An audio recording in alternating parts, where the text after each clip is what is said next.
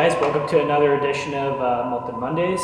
So for the past couple weeks we've been talking about overhead press and then transitioning that into weightlifting, so completing jerks, different types of jerks. For the next couple weeks we're going to talk about some accessory movements for the jerk.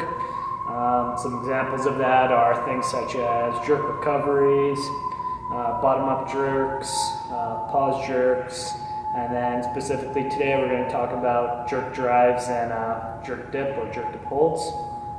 So the things with these two accessory movements are it's all about working on different positions in the jerk. So for the jerk dips, for people that struggle maintaining that even pressure over their entire foot when they're doing their dip in the jerk, so they start to come forward, so their torso collapses or their heels come off the ground. This is something we'd work on with them. So all they do is they get the bar in the rack position, and then with a controlled dip down, just come down, hold it for a couple seconds, then come back up, and just do that a couple times. Some people add like little pulses when they're in the bottom, so just like that. The good thing with this exercise is you can load it up fairly heavily to also build some strength and stability when you're in the bottom of that jerk dip. So you can work up to, some guys will go as high as 150% of their clean and jerk. Second accessory movement we're going to talk about is jerk drives. This is a good accessory movement for the jerks to use for people that will, on their way up, push the bar away from them or push themselves away from the bar. So the focus of this is keeping a nice straight bar path when you go to do your jerk.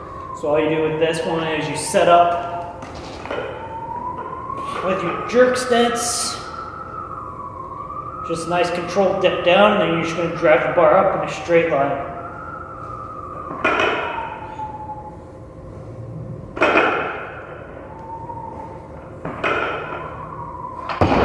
So just to recap, two accessory lifts we learned today. First one was jerk dip hold.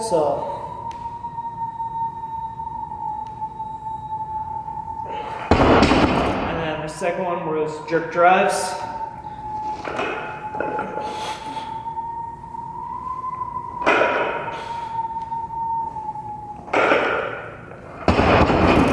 So the key things with these lifts again, they're accessory movements, so our focus is on hitting positions, and then you work on increasing the weight on them. So next week we'll talk about pause jerks, bottom up jerks, and jerk recoveries.